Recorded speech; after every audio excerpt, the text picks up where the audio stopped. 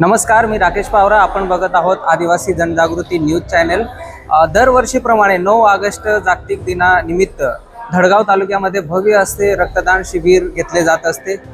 दरवर्षी 250 ते 300 रक्तदाता इथे येत असतात. यावर्षी देखील हा जो कार्यक्रम आहे, रक्तदान शिबिराचा जो कार्यक्रम आहे, आज घेतला जात आहे.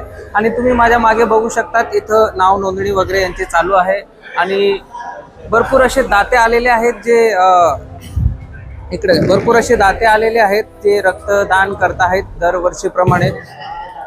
यावर्षी देखील मोठी गर्दी आपल्याला इथं दिसत आहेत. आपल्यासोबत आयोजन समितीचे काही पदाधिकारी आहेत. आपण त्यांच्याशी पण चर्चा करूया की नेमकी ही संकल्पना कुठून आली आणि नेमकं या रक्तदान शिबिराबद्दल. सर नमस्कार, जोहार सर्वांना. सर, दरवर्षीप्रमाणे या वर्षी देखील आपण जागतिक आदिवासी दिनानिमित्त रक्तदान शिबिर घेतले आहे. आतापर्यंत किती रक्तदाते आतापर्यंत आलेले आहेत? आतापर्यंत 150+ या ठिकाणी रक्तदात्यांनी रक्तदान केलेले आहे. यावर्षी 500+ रक्तदान होतील अशी आमची आशा आहे आणि निश्चितच तो संध्याकाळपर्यंत आम्ही आकडा त्याला पार करू अशी उत्सव समितीच्या वतीने मी सांगू इच्छितो.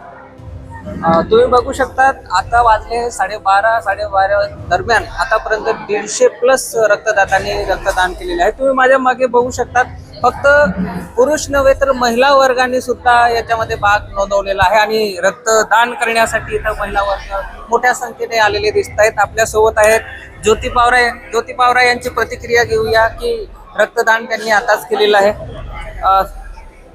ज्योतिताई, कसं वाटतंय रक्तदान करून? छान वाटतंय.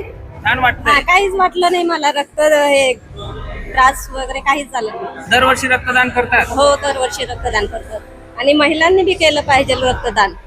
असं? हो, महिलांना काय म्हणाल?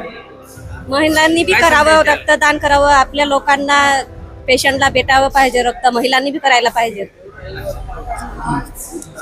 ज्योतिताई म्हणताय की खरं आहे, रक्ताचा जो तुटवडा आहे आपल्या संपूर्ण जिल्ह्यात नाही तर भारतात सुद्धा हा रक्ताचा तुटवडा आहे. त्यातलं त्यात आपल्या नंदुरबार जिल्ह्यामध्ये सिकल सेल सारख्या रोगामुळे आपल्या इथं डिलिव्हरीसाठी असेल किंवा हे रक्ताची कमतरता भासते. त्यामुळे हा अनोखा उपक्रम जो आहे इथल्या आदिवासी 9